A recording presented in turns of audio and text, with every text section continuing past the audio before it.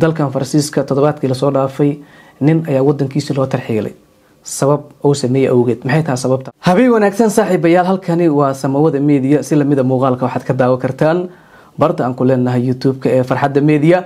Caawa 3 qodob oo quseeya dhamaan ahaantoodba dalkan Faransiiska ayaan barnaamijka kula taagtaagsan doonaaye. ugu horeyntii waxaan ka hadli doonaa 2 qodob oo quseeya xagga sharciyada, waxyaabo badan lagu soo kordhiyay. qodobka ugu dambeeyana waxaan ka dhigan doonaa arrin cajaa'ib ah, waliba marka daawato ka qosli doonto marna ka yaabi doonto oo ka dhacday Faransiiska. waa dhacdo anigu laftirkii iga yaabisay markaan arkay. markii hore ay yareysanayeen laakiin ila weynaatay. dhacdadaas qaybta dambe ayaan idinku tabi doonaa, qaybta sharciyada 2024 ka waxyaabaha la baasgareeyay aan faa'iido falanqayn doonaa. Faransiiska ayaa wuxuu ka fariistay qodobka koowaad, taleefanada dadweynaha ay ku hadlayaan ma la dhageysan karaa mase lama dhageysan karo. ugu yaraan 6 sano 7 sano way soo jiitamaysay, waa qalad iyo waa la dhageysan karaa, balse baarlamaanka ayaa meel mariyay laga bilaabo sanadkan 2024 in taleefanada dadweynaha la dhageysan karo dalka Faransiiska. waxaan leeyahay marka qaasatan haddii aan nahay community-ga Soomaaliyeed ama Soomaalida, hadallada aad ku hadlaysaan taleefanada caadiga, Telegramka, Facebooka ha xadidnaadaan.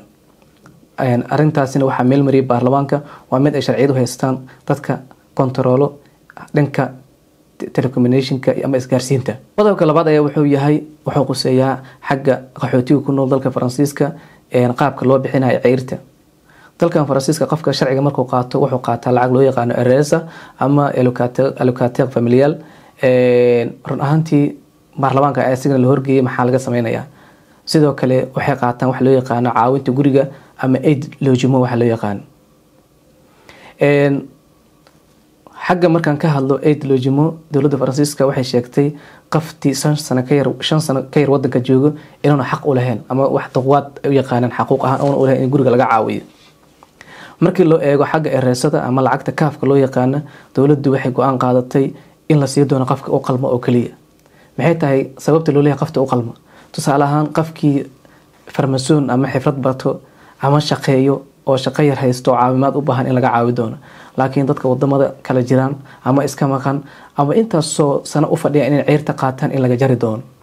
si lamida baarlamaanku wuxuu meel mariyay in lacagaha RSA ama kaafta laga caawiyo dadka qaxootiga la siiyo ee soo galootiga in laga jari doono qofkii aan ugu yaraan isbuuci aan shaqeyn 21 saacadood. dadka waa lagu shaqeyn doonaa, xirfad ayana loo diri doonaa, balse waxay faa'iido u leedahay dadka doonaya inay wax qabsadaan. sababtoo hadda waxay qaataan 607 euro markii 21 saacad isbuuci shaqeeyaan. lacagtu intaas waa ka badan doontaa, ugu yaraan 900 ay gaari doontaa.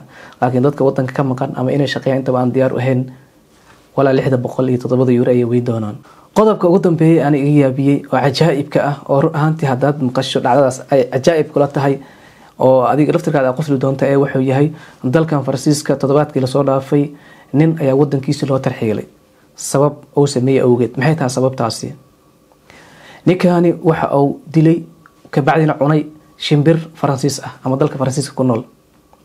ninkan shimbir ayuu dishay, wuu karsaday, wuu cunay, ka bacdina waxa lagu yiri waxaad u cuntay shimbirtan, war caadi war xayawaan waa cunaya.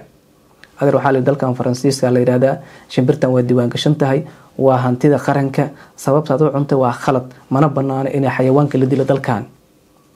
oo Soomaaliya oo bax webiga tag ee shimbiraha Tuuriis ku bilaw ee dhigta ku dhufan shimbir ama cunuga aad wadato shimbir ha dilo, adiga macala caruurtaada wadanka ka xirinaysaan. marka waxaan leeyahay uga digaya dadka Soomaalida ayagana, aniga waxay qosay dhanka Soomaalida in ay ka digtoonaadaan in xayawaanada Faransiiska, shimbiraha, jiirka ama dooliga, waxyaabaha siyarka oo dhan inayna dilin ayna ku fududaanin, haddii kale tarxiil degdeg ayaa ku dhici doona. run ahaantii waxaad is leedahay qof shimbir dilaysay wadankiisa looga celiyo kiiskaas weyn looga dhigay.